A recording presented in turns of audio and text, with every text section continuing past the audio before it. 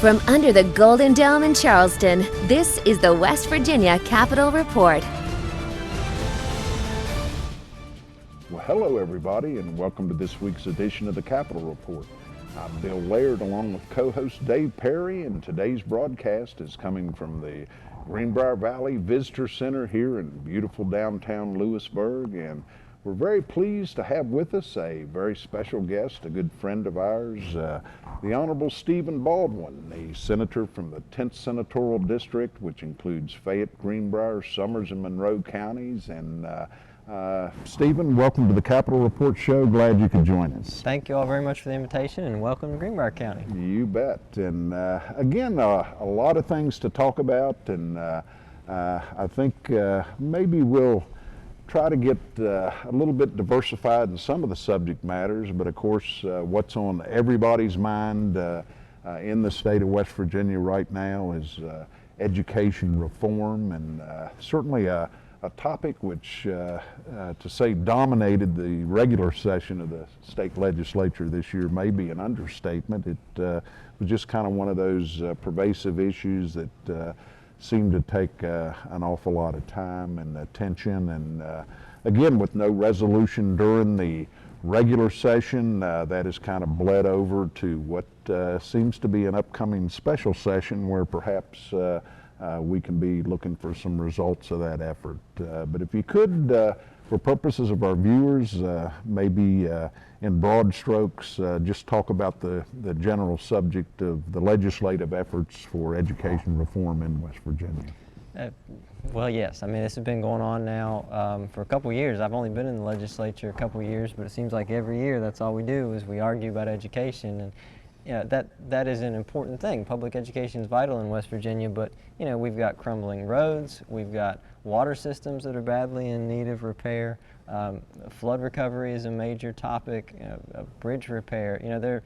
The drug epidemic. There are a lot of serious issues, and I am afraid sometimes that we've spent so much time fighting amongst ourselves about education that we've given short shrift to some of these other important topics. But you're right, that's the issue of the day. We are in special session right now. It was convened immediately upon the end of the legislative session in March. We came back last week for a day. We thought we were doing so for education. We had 8 bills ready to go as a result of listening sessions that we've done all across the state, including here in the 10th District in Fayette and Greenbrier counties and all over the state. And we got there, and I asked the Senate President, "What about our bills? Why are you referring all of them to the Education Committee?" And he said, "Well, because they involve education." And I said, "Well, that's true, Mr. President, but when's the Education Committee going to meet?" He said, "Well, we'll let you know at a later date." So with that in mind, Senator, you're talking about the referred to the education bills. Obviously, President Carmichael has asked that the rules be suspended and have a one-day session. Where are the Democrats stand on that, or what do you see happening there with the suspension of the rules? And kind of tell our audience what a suspension of the rules means. Well, I see a train wreck is what I see. I mean, this is not going to end well one way or another. You're right. He has made it clear that he intends to call us in this Saturday, June the 1st, for one day, and wants to do everything in one day, pass a 144-page bill in one day. That you're right, that does require suspension of rules, because according to the Constitution, a bill is supposed to be read on 3 separate days. It requires a 4/5 vote, so 28 senators have to be willing to say, we'll suspend the rules and we'll do all this in one day. I will not be one of those 28. I'm not going to vote to suspend the rules. I do not understand why we would reward bad behavior. I'm a new parent. I'm learning, with a little 2.5-year-old that you can't reward bad behavior, and all we seem to do is reward bad behavior of those in leadership who just can't get their way, so they try and find a new way to get their way. I think cost is an issue as well. Folks have asked about, well, you're costing using taxpayer money by being there. Well, it's not my decision to be there. We could have been done with this last Monday, but they wouldn't take it up then. If there are costs involved, I will donate those. I'm not going to take money for this, but we can't reward bad behavior. Senator, let me ask you, and I would kind of refer to myself almost as an institutionalist. procedures, protocols, traditions, those exist for a reason. And I guess in retrospect, looking at the regular legislative session, we saw some fairly unusual things. Number one, rather than engaging the Education Committee, the Senate dissolved themselves into what was referred to as a committee of the whole. Fairly unusual, perhaps not unprecedented, but a fairly unusual procedural thing to do. The second thing, the comprehensive this was referred to as the ominous education bill, being, there were so many moving parts, and rather than being incremental in breaking that apart into separate pieces of legislation, it could be fairly vetted and debated and acted upon. There was an effort to really compact all of that into sort of a all or nothing type of equation, which I think probably proved to be a little bit problematic. And I guess the third part from my observations were really the lack of engaging stakeholders and trying to build a consensus going into that process. And at one time, interim committees were an integral part of the legislative process, where those standing committees could, throughout the year, bring in and receive testimony and build towards some type of conclusion, and that generally tended to be consensus legislation. And again, these are just my observations from the outside looking in, but from the inside looking out, I suppose, did you find those maybe a little bit of the problematic portions of why we didn't get any results? Yeah, absolutely. I mean, it's trick after trick after trick to try and get your way. That's the bad behavior I'm talking about that we can't reward. We had, first it was drop a 144-page omnibus bill the very day that the Education Committee is supposed to consider it. And we ended up getting multiple versions of that, 139-page, 145-page, 144-page that were all slightly different. Then we had a committee of the whole, which was just because they didn't have the votes to pass it through the normal committee structure. Then, you have this special session, then you extend the special session and you drop this bill, another omnibus bill. It's just trick after trick after trick to try and get your way, and that's not good for the state in the long run. So I don't know how we can reward that behavior. We need to put a stop to it. Well, let me ask you, and again, I knew from what I read, you and several other members of the legislature were frequent attending the public sessions that were conducted and sponsored by the State Board of Education, in addition to the minority caucus in the state Senate. And in terms of the message, did you find consistency and common denominators among all those various, I think there were maybe as many as 14 or 15 different meetings throughout the state. Was there a message, and what did you hear? Yeah, absolutely. I think the message was well reflected in the report that the department put out, and it was reflected, I did some of the department events, I did Democrat-hosted events, I did Republican-hosted events, I did community events, homeschool events, public ed events, and it was really the same message everywhere.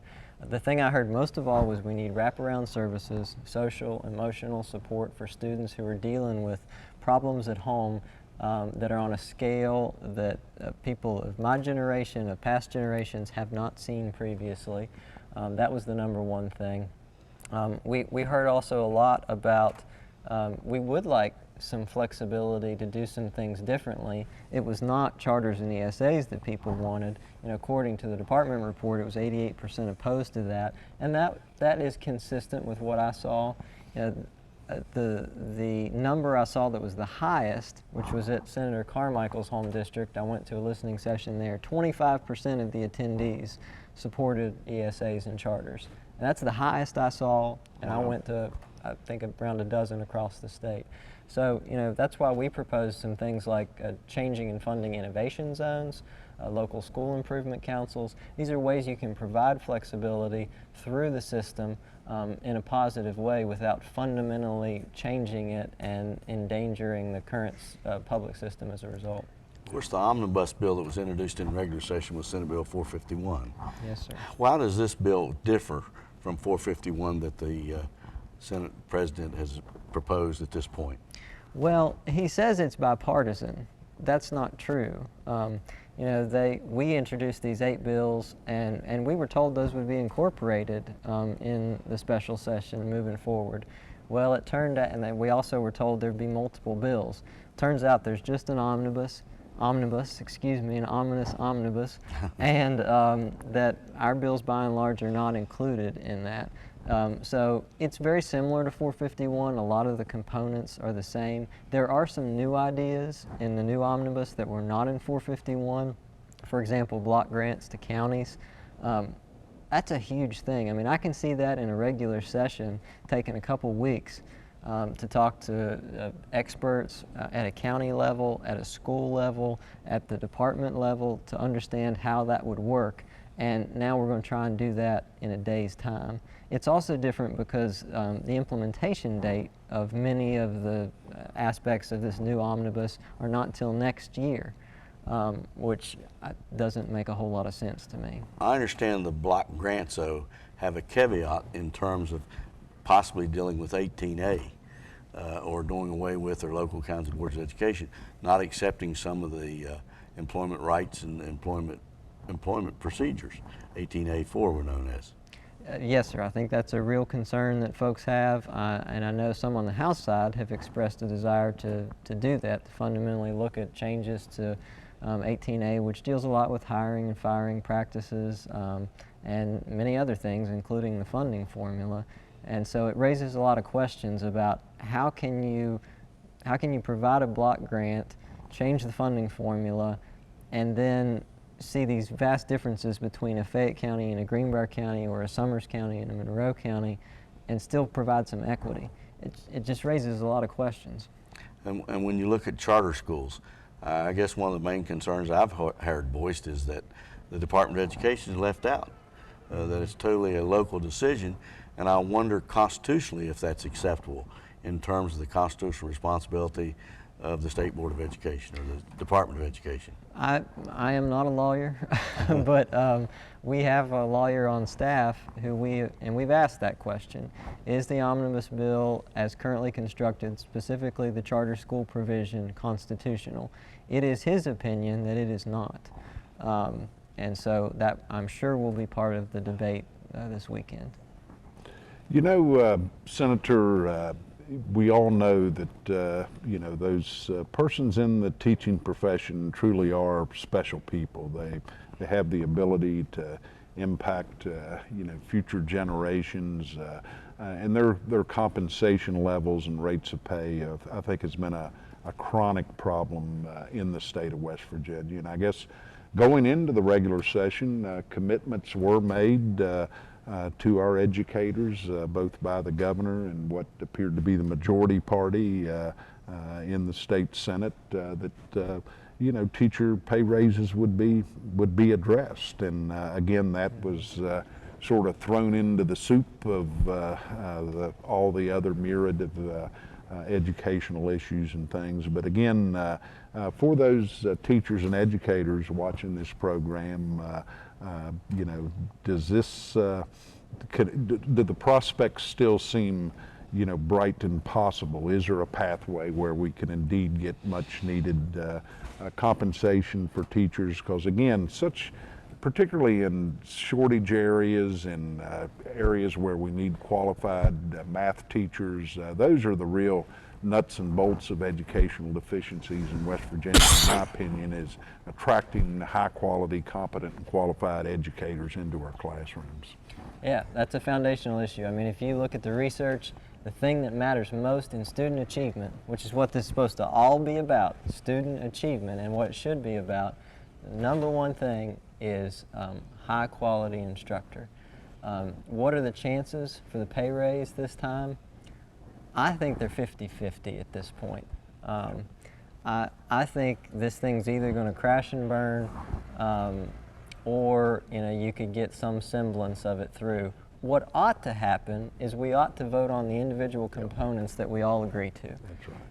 There's widespread support for pay raise, for wraparound services, for some funding formula changes, for several of the provisions that are in the omnibus. But making it this my way or the highway, I want the whole thing or nothing, that doesn't do us any good. No doubt about it. I guess my biggest concern is we talk about time and teacher time and ability to collaborate. And one of the provisions that's being proposed is time to train teachers to deal with the opioid crisis. And I don't know where you're going to find this time and how much more can be laid on teachers' plates. Yeah, well, so much is laid on their plates right now. I mean, they are first responders, and you're right, there is a new component there about changes in terms of training, but they've also changed instructional time in this new omnibus, thrown the number of days and even the number of minutes out the window, and basically said you can do what you want on a local level as long as you have 5 hours of instruction on average a day. And again, these are, I think, ideas worth considering, but in a day's time with lots of other big new ideas that we haven't considered before, I just don't know if that's wise. Yep. Well, we're going to need to take a quick break, and again, public education, extraordinarily important issue in the state of West Virginia, upcoming and ongoing. So we're going to talk about a few other issues here with Senator Steve Baldwin from the 10th Senatorial District. So we'll take a break and be right back. Stay with us, everybody. Stay tuned. The West Virginia Capitol Report will be right back. The West Virginia Capitol Report is brought to you by the AFL-CIO of West Virginia, Cucumber & Company, online at cucumberandcompany.com, and Mark Hunt & Associates, toll free at 800-554-1280. From under the Golden Dome in Charleston, this is the West Virginia Capitol Report. Welcome back to the Capitol Report. And again, our guest today, Senator Stephen Baldwin from the 10th Senatorial District, joining us here at the Greenbrier Valley Visitor Center in Lewisburg. And Senator, again, you know, this legislative session can kind of be a bubble, and I always took great satisfaction in knowing that indeed there's light at the end of the tunnel and you can go home. But in coming home, you know, you're in touch with your constituents on a daily basis, and I know you do an excellent job with constituent services. And but again, it seems as if secondary roads is a major issue impacting and affecting a lot of folks in West Virginia. And if you could, from your perspective, what you hear and interacting and moving around in communities, you know, how big of an issue is roads, and you know, can we again figure out a way in which to try to advance and make some progress in those areas? Yeah, that's one of the most frequent questions that I get from folks. You know, I get Facebook messages, emails, calls from people wanting to know about their road, usually, you know, the road that they drive each and every day, which I totally understand. I'm also someone who has patched a pothole right in front of my house that I probably shouldn't have done, but it came down to it, and I just did it. I think many of us have been in that position. Yep. So, yes, that's one I hear about quite a bit. You know, I think the real issue here is we're putting a couple $100 million into really a multi-billion-dollar problem. And that's a positive thing. I mean, I think we're moving in the right direction, but I think an expectation has been created as a result of the road bond that everybody's roads are going to be fixed. Primary, secondary, if they're gravel road, they're eventually going to be paved, and, you know, all's going to be well, because, you know, we're talking about in total over a $2 billion road bond. The problem is we would need 4 to 5 times that, you know, depending on which numbers you look at. Some maybe a little more, maybe a little less, to deal with all the road and bridge problems that we have across the state. There's one particular bridge issue in Fayette County that's occurring right now that could very easily be occurring also in Greenbrier, Summers, Monroe, or, you know, other parts of the state. No doubt about it, and I think that's probably the Canal Falls Bridge in the Valley District of Fayette County. But It is. you know, it's often said, you know, the most important road in the state is the one that happens to run in front of my home. That's right. And you know, again, but a little bit of a dangerous, or I call it dangerous. Maybe that's a bit of an exaggeration, but.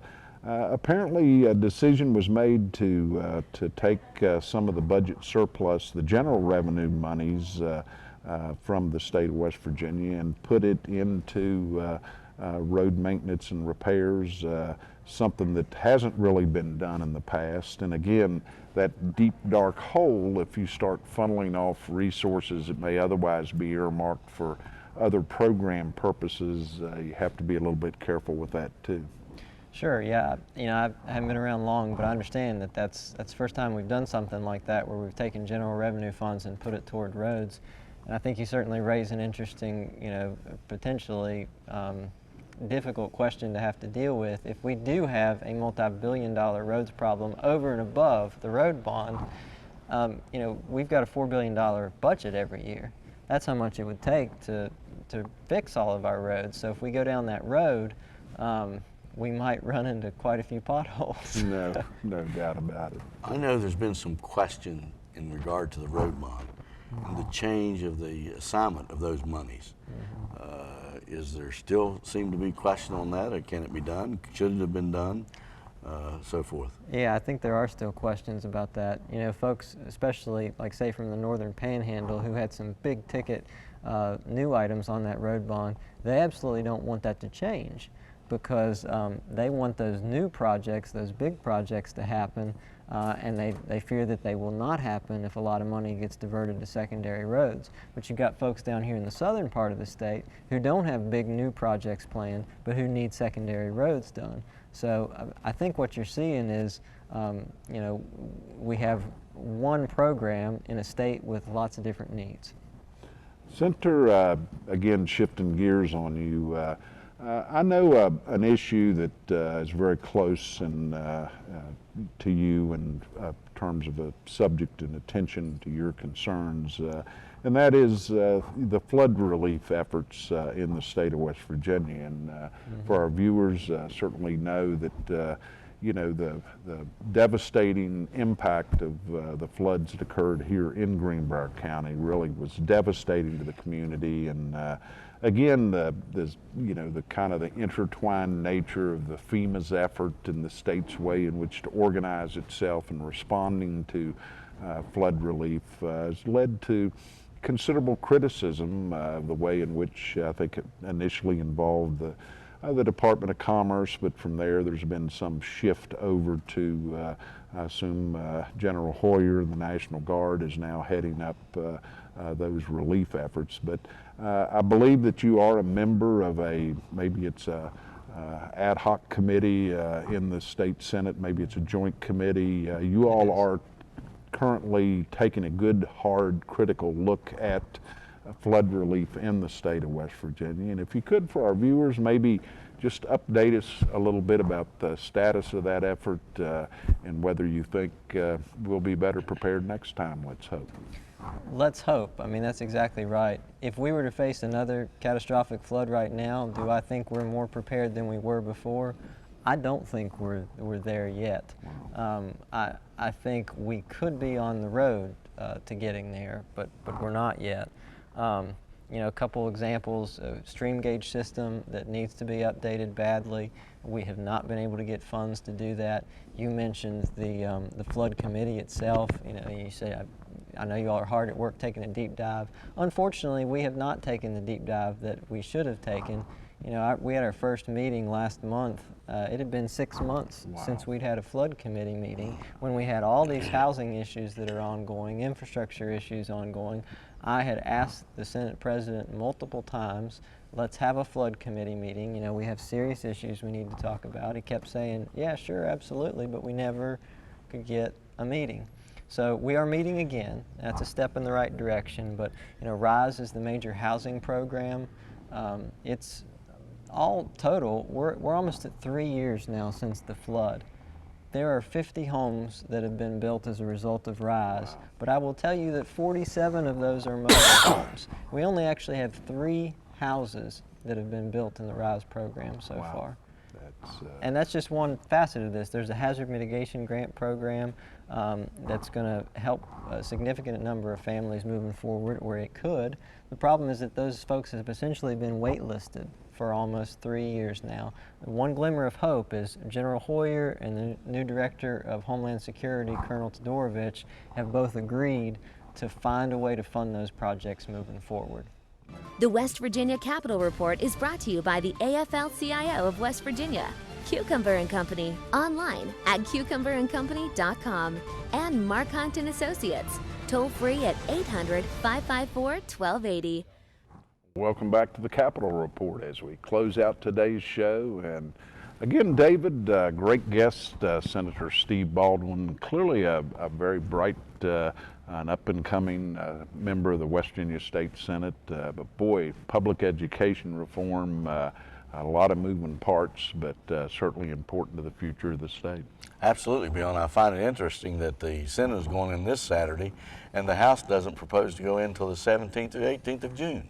You know, unusual. I don't ever recall a special session in which there weren't concurrent presence in the Capitol, but seen a lot of things this year that constituted first for me, so we'll just have to stay tuned and see what happens. But to our viewers, again, we'd like to thank you all for tuning us in each week on the West Virginia Capitol Report. On behalf of co-host Dave Perry, I'm Bill Laird. Thanks for tuning us in. Have a good week and goodbye, everybody. This has been the West Virginia Capitol Report.